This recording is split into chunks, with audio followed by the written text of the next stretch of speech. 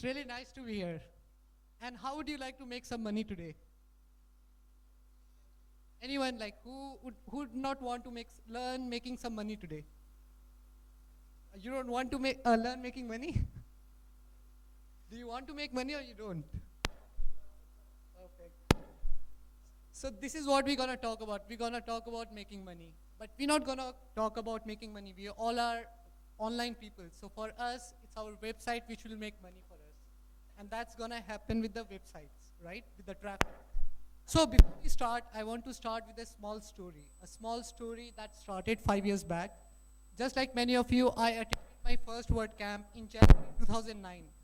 And that changed my life. I met some of the pioneers of Indian blogging, Amit Agrawal. I met Matt, founder of WordPress. I met Om Malik. He's also one of the pioneers of Indian blogging. Now he's in US. And that changed my life. Probably I didn't learn a lot, but the kind of motivation I got, the kind of experience I got there was amazing. So since you guys are here, make most out of it. Learn from each other experience, network with each other. And you never know, because since we all are in the same field, we'll keep meeting here and there. So now let me start with my formal intro. Hi, I am Harsh Agarwal. I run a blog called .com. I teach people how to run a blog, how to make a living out of a blog.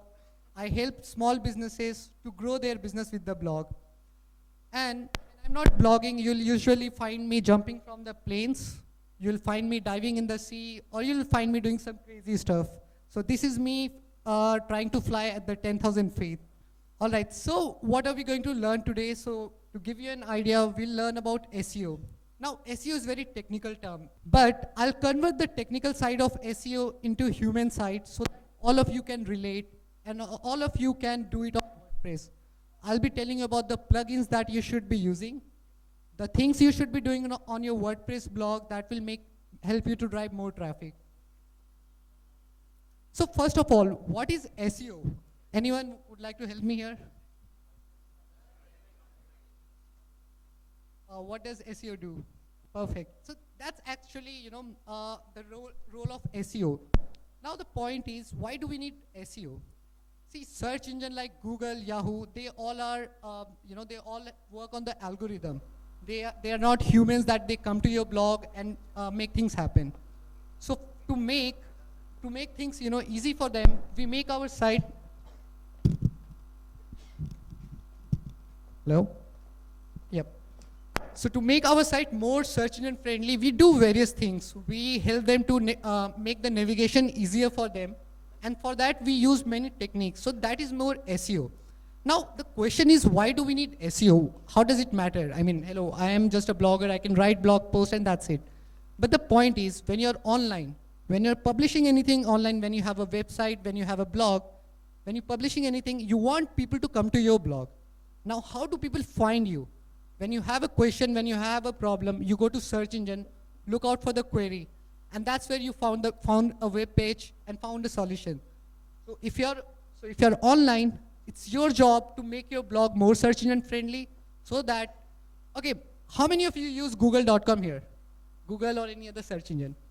So when you search something on Google, how many deep you go? Like one page, do you go to second or third page? So that's the thing, if you're not going beyond first page, I mean, if your website is not visible on the first page, there's no point, being online, I mean, practically. And the thing is, if you're not on the first page, that means there is something that you're missing. Because somebody somewhere, he's on the first page, right? So that missing part is something we're going to learn and cover today. So are you all with me? Yes. Perfect. So let me start with the basic of SEO so that you can relate throughout the session. It's all gonna be about WordPress, but we will just cover the few basic of the SEO so that you can understand it in detail. So let's divide SEO into three simple parts. One is on-page SEO, one is on-site SEO, and the third one is off-site SEO. Now, let me explain you in simple words. On-page SEO is like your blog post, a post that you read. What is the content on your blog post? That is on-page SEO. I'll cover in detail like what all we should be doing on the on-page SEO, what plugin we should be using. Apart from that, that is on-site SEO. So on-site SEO is the whole architect of your blog. When a search engine bot come into your blog and he scans your website, So that's all on-site SEO. Now, off-site SEO is more of the backlinks, like the links you're generating on your blog. That is off-site SEO. So we won't cover the off-site SEO because if we do the first two part really good, we don't need to worry about the off-site SEO. Now, throughout the session, I'll be using some technical term. Also, many of you who are not technical might find it like, oh man, what is he talking about? So let me help you with few terms. Now, what is this? So exactly the same way, Google have something called spiders, web spider, bots, that's what we call it. The point of the bots is to come to your blog, crawl your blog, go from one link to another, scan your blog, and then put it on the web index. So that's what we call spider bots. And when they go from one page to another, that's called crawling. Now, there are some part that Google will put in the web index, and some part they won't. Now the point is, it's us, it's our job to let them know like, okay, this is the part I want you to control, to crawl, and this is the part I want you to put in the web index. For example, in WordPress, you don't want Google to put the dashboard area because that's private area, right? That has username, password. You don't want those parts to be in the web index. So it's our job to help them and stop them for not crawling. So this is typically, a search engine works. Like you go to google.com, you put a query. Google goes to their data server, and they have index. Like after Google bots crawl your website, they put it in their index. So they goes to the server, retrieve the answer and show you the result. So this is a typical life cycle of a search query. All right. So now, we always talk about like WordPress is one of the major platform. I mean, 19% of the websites in the world are powered by WordPress. And when I talk about 19%, that's not a small number. That's a huge number. 19% of the whole websites in the world, that's in millions, man. That's huge, immense. And that's the power of WordPress. Now, one thing which I've seen people saying like, WordPress is SEO friendly. How many of you believe that WordPress is SEO friendly? Good. So let me debunk this myth. WordPress is not SEO friendly by default. A default installation of WordPress is not something that you will say like, oh, I have this WordPress blog and I will rank higher. No. But the beauty of WordPress is the dashboard. Just now you saw the dashboard, right? And it's very easy, like you have plugins that enhance the functionality. And even if you have technical skill or not, you can still, make it friendly. Just install a plugin, configure it correctly, and that's it. You don't need to be a tech geek guy. You don't need to be like, some programmer or anything. All you need to know what plugin to install, how to configure it, and that's it. And it's pretty easy. It's damn easy, like easier than you can think of. So I'll show you how we'll be doing that throughout the session. All right, so let me start with the on-site SEO. Okay, let's assume we all have a default installation of WordPress, a fresh WordPress install. Now, one of the things, there is something called Permalink. Okay, so there is a thing called domain name. All of you know domain name, right? So this thing called Permalink. Permalink is basically the URL of a blog post. Now, by default, WordPress has this Permalink. So you see this section, this is the default Permalink, the post ID, the page ID. Now, this is something that is not, very reader friendly, not search engine friendly. That might be useful for the WordPress backend. So what we do, we change this Permalink. We update it to make it more human readable. We make it in a format that, anyone can read it. And again, you don't have to be very technical to do that. All you need to do, go to the dashboard, go to the settings and Permalink. Like here you see the settings part, go to the Permalink and just select from any of the option. The suggestion is go for the simple one, the post name. Simple and easy. No hassle here. Now there's another thing is called sitemap. Okay, what is sitemap? Anyone here want to help me? Perfect. So sitemap is one file, one single XML file which has link to all the important posts and pages of your blog. So that is something which is important for search engine. Now, remember I talked about the search engine bots coming to your blog and finding all the pages. So that's, little technical, like if you have some pages deep inside, maybe bots might not be able to reach there. So what we do, we create a sitemap file which has links to all your page and post. And search engine bots simply follow it and, index, crawl it and index it. So that is very useful for a new website or for even for a old website. Now the point is, one of the most common question I've been asked, like, how do I get my website on Google? That's very technical. And I've seen many of people saying, do I have to pay to Google to be on the Google search? No, you don't. It's very easy. This is the magic to it. You create a sitemap file. Now every major search engine, Google or Bing, they have their webmaster tool, and it's free. You don't have to do anything, it's free.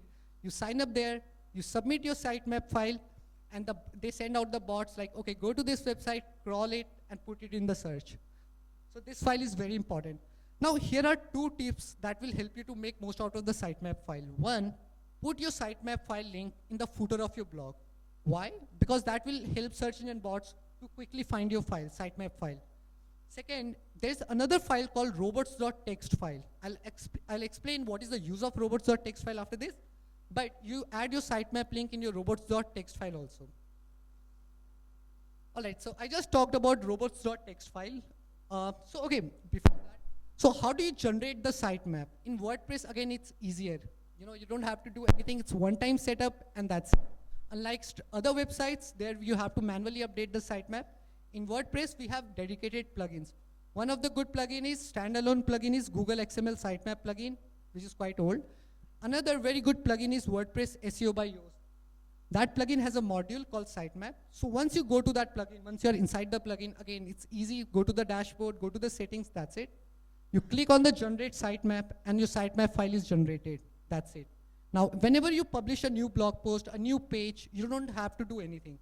This sitemap file will be automatically updated, and since you have already submitted it to Google Webmaster Tool or Bing Webmaster Tool, you are good to go. The crawler will come to your blog and index your blog. All right, the next thing is robots.txt file. This is one thing that I've seen most of us have confusion with, and most of us ignore. Now this small text file, it's a normal text file, like in Windows we create a.txt, b.txt, any normal text file, it's like that. So this file has a lot of importance. Why? This file resides at the root of your domain. When we install a blog, we install it on our server. So similarly, domain.com, robots.txt is the default location of robots file. Any website you know of, any website, even the blogspot.com, even the wordpress.com, even shoutmelord.com, even techcrunch.com, everybody has this file. And why it is important? Because the search engine bots, when they come to your blog, this is the first file they scan. This is the first file they see.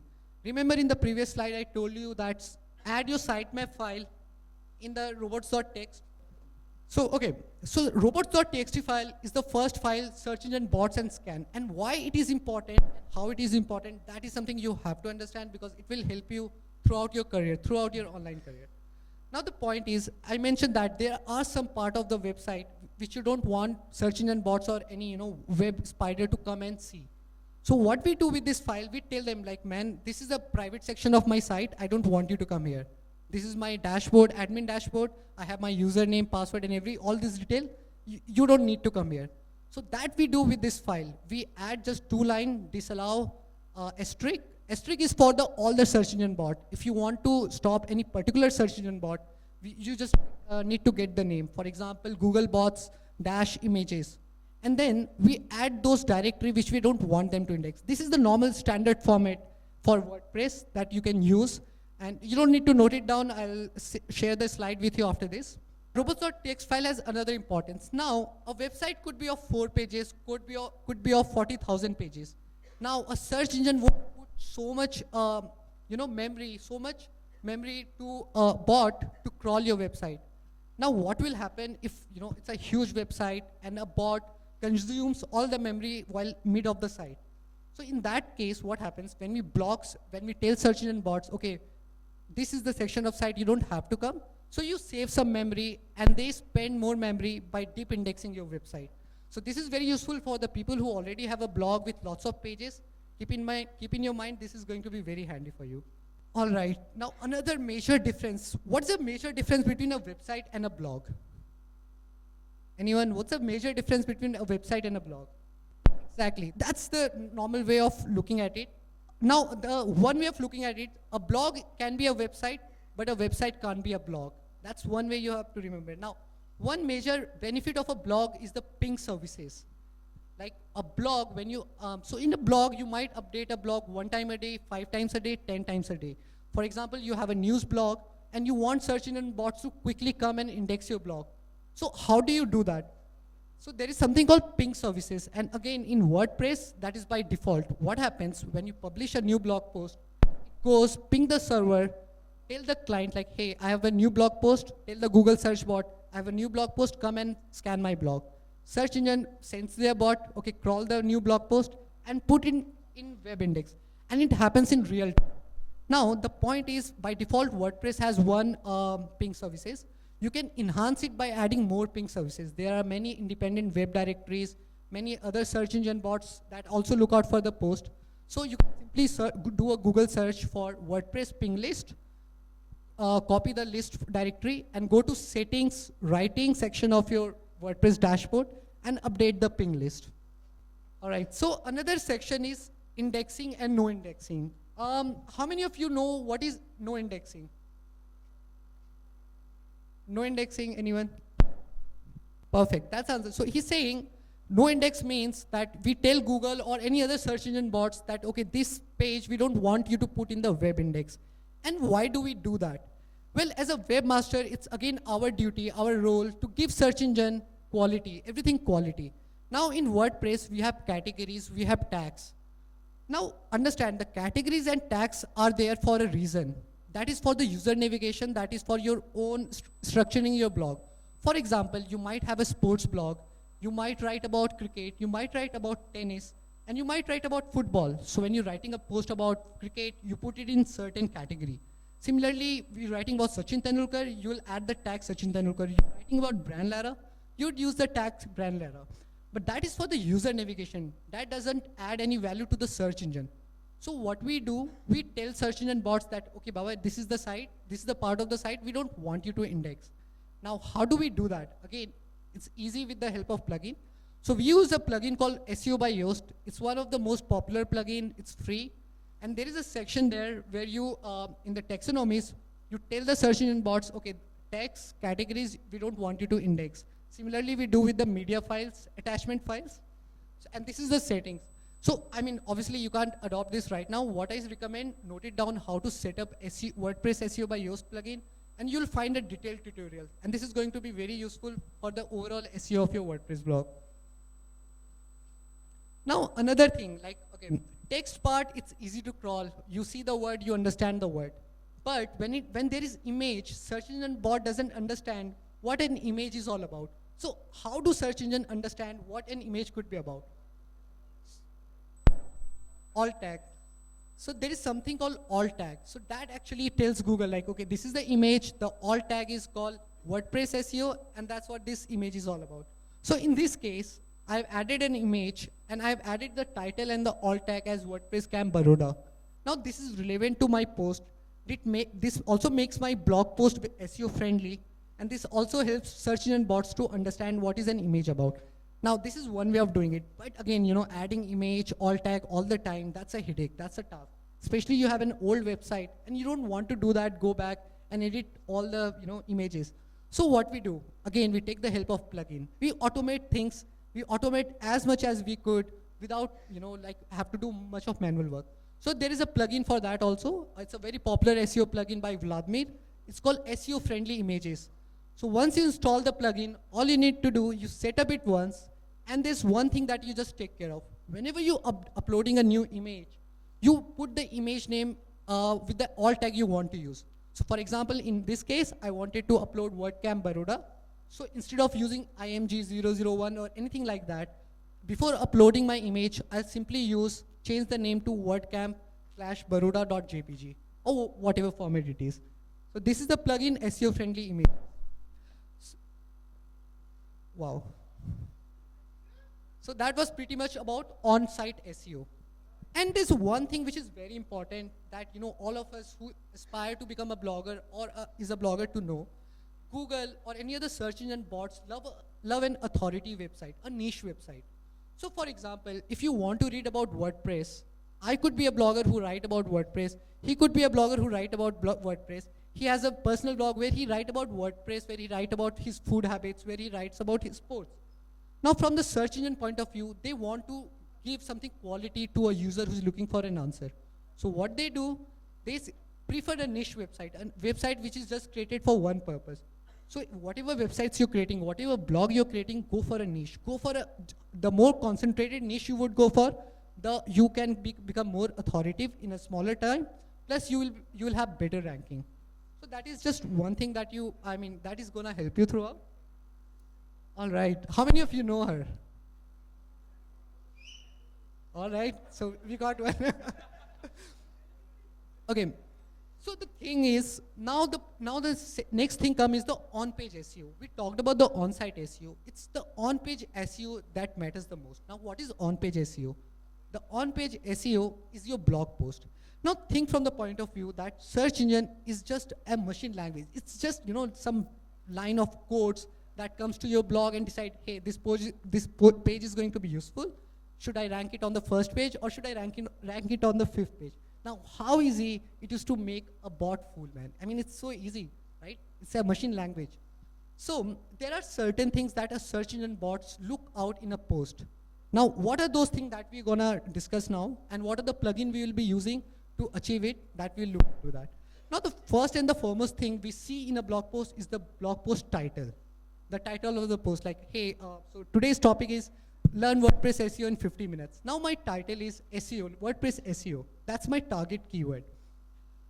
So what I do, I make my title more appealing, more clickable, like a sales copy. Have you seen the tagline, like Nike, do it? So we make our tagline more seductive. Now, when we talk about seduction is an art.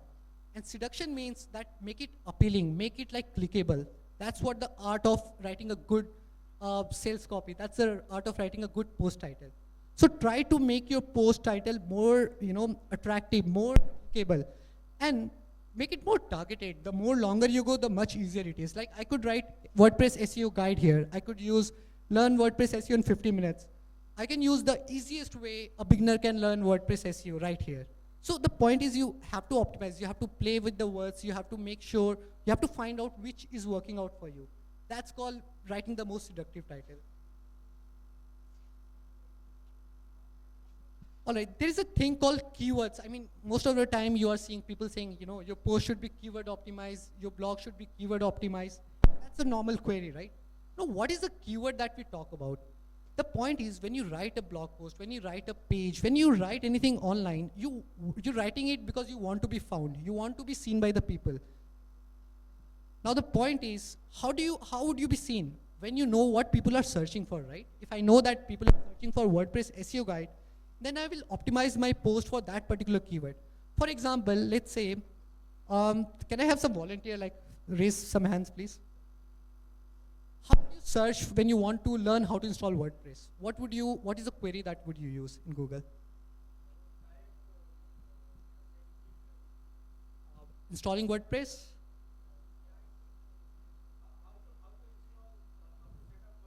So, okay, one query we got, how to set up WordPress. Another we got, guide to install WordPress. How to optimize WordPress website. I would simply search how to install WordPress on maybe some server, or how to install WordPress on my server. Now this is 1114 of us. So similarly, there are millions of people searching for the things daily. So there are called keyword research tool where we try to figure out that what is the query that people look out for? What is the common query? Now this is called keywords. These are the keywords. And when we write a blog post, we optimize it for those queries. Now there are 2-3 things that we keep in mind. One, the longer your keyword is, it's much easier. Like he said, how to install WordPress on my server. That's a long tail keyword and it's easier to rank for. Another one is, if I try to rank for just install WordPress, it will be really hard, really tough in a way compared to the other one. So we go for the long tail keywords. And from a business point of view, from a business perspective, long tail keyword is more profit. Why? Because it's more targeted. The people who's looking for the longer query, like I type how to install WordPress on, let's say, Bluehost. So I would go for like a longer query, and from a business point of view, from the sales point of view, it's much beneficial. So keyword research is something that you have to learn. I mean, there are many tutorials online. It's like out of the scope today, otherwise I would have explained. But please research about that because that is something going to help you in overall SEO of your blog. So this first thing I talked about WordPress Permalink, that we change it. Now, when we write a blog post, before we publish, there is an option to optimize our permalink. Now, there are certain words. So, for example, I'm talking about how to optimize WordPress blog for SEO. Now, there are 3 keywords which are prominent here: WordPress, blog, and SEO. There are words is, are, and a. So Google or any search engine bots, they don't like it. I mean, they just simply ignore it. They don't hate it. There's nothing wrong with that even if you use it. But the point is now we are going one step further, right? We have to make our blog more friendly. So we remove those stop words. We edit the permalink by clicking on edit there. Remove those stop words and make it make it keyword rich. Now another most important aspect of ranking higher is the post quality. Now, what is a quality post? What do you mean by quality of the post? One thing is the formatting of your post. So I come to a blog post. Do I like to read it? I mean, do I have time to read it? Can I scan it quickly? Very important. Another thing which is very important, and some of us, I've seen many of us making this small mistake, with the heading tags. Now, heading tag is very important. H1 tag, H2 tag, H3 tag. So one of the mistake we have seen that, what people do is like they add H2 tags thrice or H1 tags twice. And there's a normal basic rule of writing. We use heading tags according to the format, like H1 tag, H2 tag, H3 tag. So this is something that you should follow. Another very important thing is Lsi Keyword, which is something that Google now look out for. There is a recent update from Google called Hummingbird. And okay, throughout the session, I keep talking about Google, Google, Google. One reason of talking about Google because it's most popular search engine. And if our blog is ranking really high in Google, we are in the good shape. So Lsi keyword is the related keyword that Google look out for. For example, let's say I talk about Apple. How many of you know of Apple? I talk about Apple as a company. I talk about the Apple as a product. So the point is context. So when we have more related posts, it increases the, related keywords, it increases the context. So for example, me and this guy, he's writing about Apple. He adds Steve Jobs, I add fruit. He adds gadget, I add tasty. So the more word we add in, so Google can understand what a content is all about. Now this is what I'm talking at the very broader level. When we go on the micro level, when we talk about particular service, let's say we talk about WordPress ping services. So there is certain keyword that Google look out for. For us, I mean, if we have the target to make our blog more friendly, make our content more search engine friendly, we need to, we should add those keywords also. How do we find those keywords? That's a tough question, right? Again, WordPress plugin, everything is easy, right? It's no funny business, it's simple to do. There's a plugin called EasyWP SEO. There are more keyword like that, more plugins like that. So what we do, we add our target keyword there. We tell them to find some more Lsi keyword. And you can, okay. So we go to the Lsi section of this plugin. We click on find more related keywords. And it tells you, okay, these are the keywords that you should be using in the blog post. So that's going to be very helpful. Another thing which is important is internal link and outbound link. And I'll explain all of them. So internal link is like you link from one blog post to another blog post. And that is again very helpful when you have a bigger website, the bots come to your new blog post and can go back to the old blog post and crawl it. Plus, it increases the relativity in your blog post. And even from the user experience, it is good. Even from the webmaster point of view, it's good because when I come to your blog, you want me to stay on your blog for long. And how can you do that? You add more links within your blog post. You add a section called related blog post that, okay, these are the related posts from the topic that you're reading, and that's gonna help you. Another important thing is outbound links, the link which is going outside from your blog. So there is a normal tendency, if I add too many outbound links, the user would come to my blog and he would go away, man, I would lose a visitor. Think from a reader perspective, like you are a reader.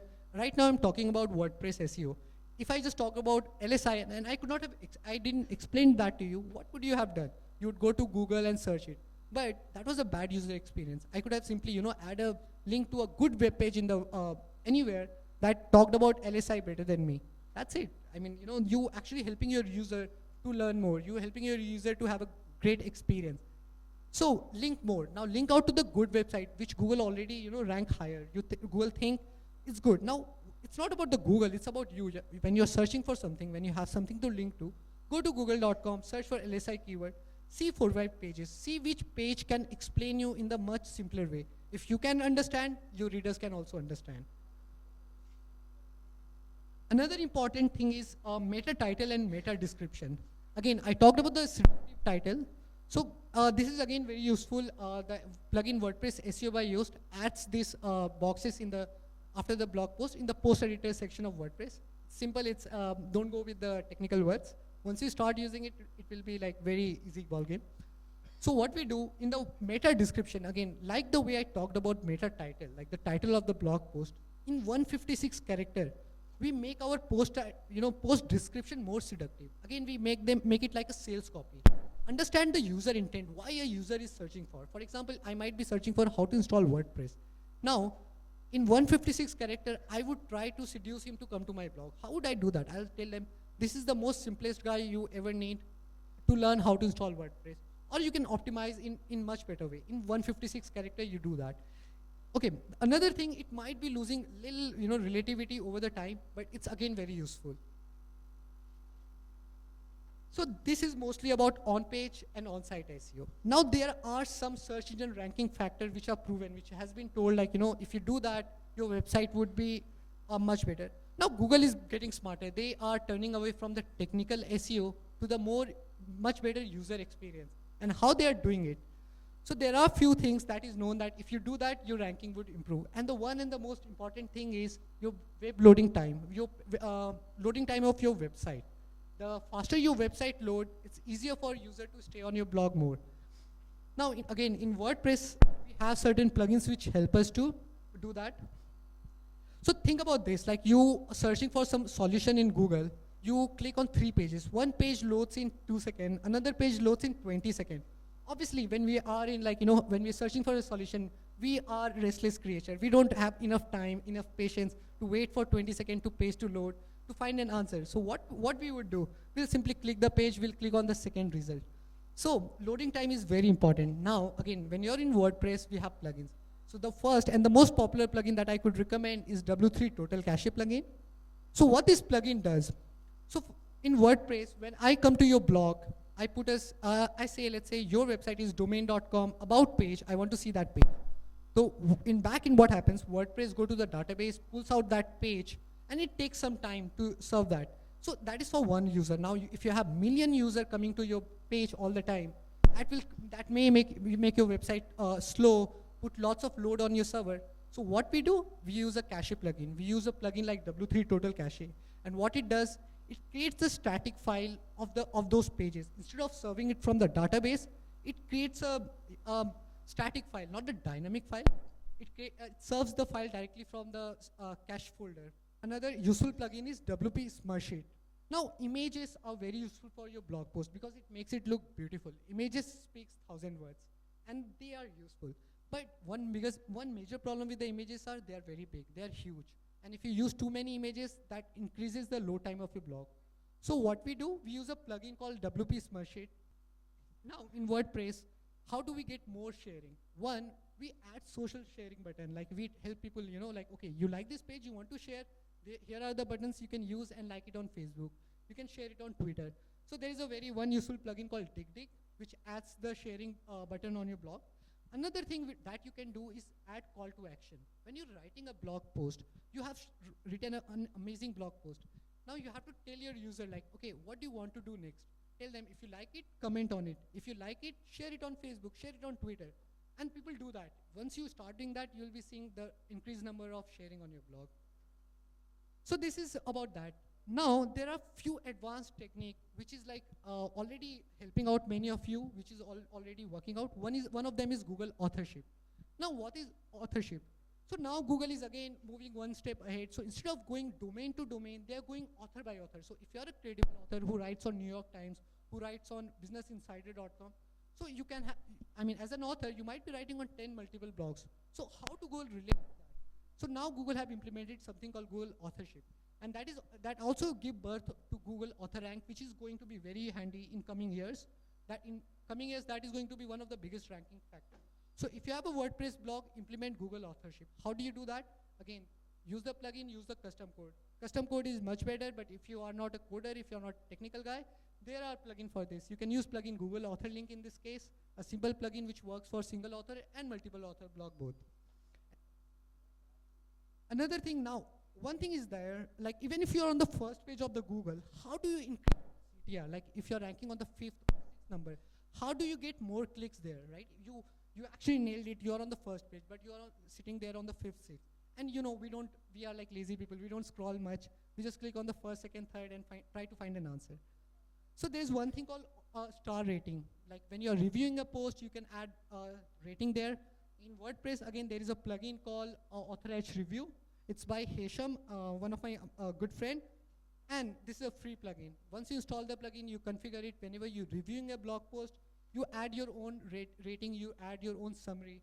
And that's how it's going to be displayed on the Google. You would see the stars. And obviously, this increases the CTR. For me, it increased the CTR by 40%. And it's a good number. Now, another thing which I've done a case study last year. And the case study was on the dates, showing dates on the blog post. Now, all of us have a different website. Maybe some of you have a news website. I write a blog where I write evergreen content, which can be consumed after 3 years. Now the thing is, somebody comes and asks, hey, what is blogging, right? I have written that blog post in 2009. And now you go to Google and search what is blogging. You see a blog post about what is blogging, which is written in 2013. A blog post by me, which is in 2009. Obviously, you would prefer clicking on the something which is written in 2013, right? The latest one. So, but the point is, I'm not doing anything wrong. I have a blog where I have written evergreen content. Why would I miss out on the traffic? So what experiment I did, I removed the dates from the Google search engine. I thought like, let me just remove the dates. Let me see how it's gonna help. So here you can see an example, like, you know, there are few blog posts recovering from Google Panda. Some of them have a date, some of them don't have. Quick Sprout and Shoutmeloud. This two does not have dates. After doing this experiment, my traffic jumped by 40%. I got better CTR from the Google. So this is something based on the case study. This is something based on the experience. But again, you might not want to do that if you have a news blog post because dates are important. Or other ways, what you can do instead of using, when you show dates in blog posts, you can use JavaScript to show the dates.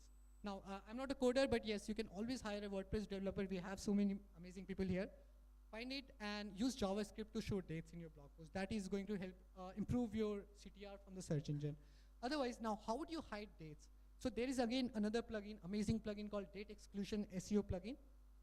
You use that plugin, and that's it. It hides the date. Simple. And you can also configure it like, okay, for the first 60 dates, I want to show the dates. After that, I want to hide it, and that's it. Again, one-time installation, one-time configuration, and everything is automated. You don't have to do much. And this is what the power of WordPress is.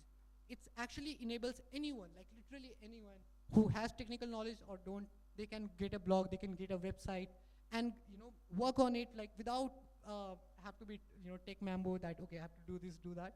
And your website is up, running, and optimized. So if you have questions, now this is the time you can ask your questions.